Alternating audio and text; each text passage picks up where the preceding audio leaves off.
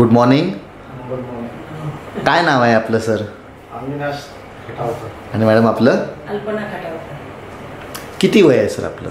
Sir 67. 67. दातांचा काय त्रास आहे तुम्हाला? म्हणजे दाढा तर साईडच्या पडलेल्या आहे. आता म्हणजे चावताना थोडासा प्रॉब्लेम होतो दाढा नसल्यामुळे. चारही साईडच्या? हो, चारही साईडच्या. चारही साईडच्या. तुम्ही यांच्या जीवनसाथी आहेत, वाईफ आहेत, तुम्ही यांना रोज पाहता. दातांचा त्रास आता वाढलाय असं तुम्हाला कधीपासून वाटायला लागलं? वाढलं असं नाही आहे, ते दाढा आपोआप पडले त्यांचे. हा, म्हणजे काही त्रास झाला नाही त्यांना, रक्त वगैरे काढलं नाही, काही नाही, मुळासकटच दाढा पडले आपोआप. जेवणाचा कसा त्रास वाढत गेला मग यांचा?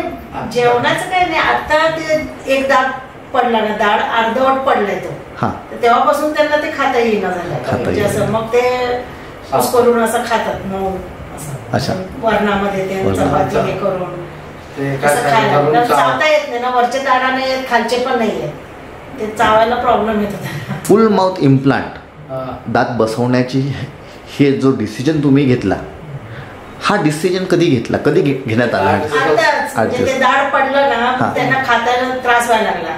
मग तेव्हा म्हटलं बसून घेऊन टाकू, नंतर हे व्हायला नको ना असं. म्हणजे अगदी बरोबर.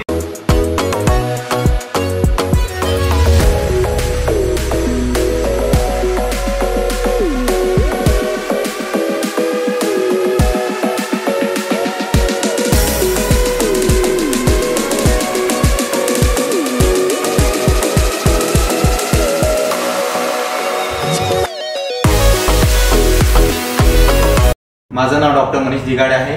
मी भूमकर चौक वाकड अर्बन स्माइल इथे प्रॅक्टिस करतो. माझ्यासोबत आहे अविनाश खटावकर. कुठून आले सर आपण? वारजेहून. आता आपण काय केलंय, सरांचे दात फक्त लावून बघितले, हो, अजून सिमेंटेशन केलेलं नाहीये. बरं. सरांना मी काही प्रश्न विचारतो. सर, कसं वाटतंय आपल्याला दात लावल्यानंतर? काय म्हणजे इझी पहिलं सगळं होतं तसंच वाटतं आणि काय प्रॉब्लेम अजून तर नाही आहे.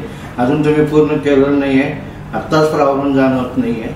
ते झाल्यावर मग इझी होऊन जाईल. दुसरा प्रश्न की सर, आपण तुमची सर्जरी कधी केली? सोमवारी केली. सोमवारी केली.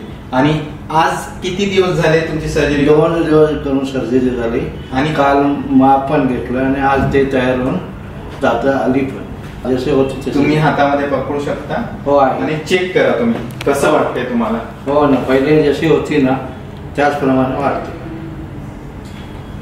फिलिंग कशी येते तुम्हाला? दात पूर्ण आता आलेले आहे तुम्हाला मागेपर्यंत. हो. सुरुवातीला तुम्हाला मागे दात नव्हते, खालचे दात एकदम नीट नव्हते. हे एकदम एक सुरळीत सुंदर दिसणारे, नॅचरल माझे जसे होते ना पूर्वी, खूप अगोदर तसेच आहे. तरुणपणी जे होते ते. 25 डिसेंबर 2024 दात बसवलेत. तुम्हाला नाताळांच्या खूप शुभेच्छा.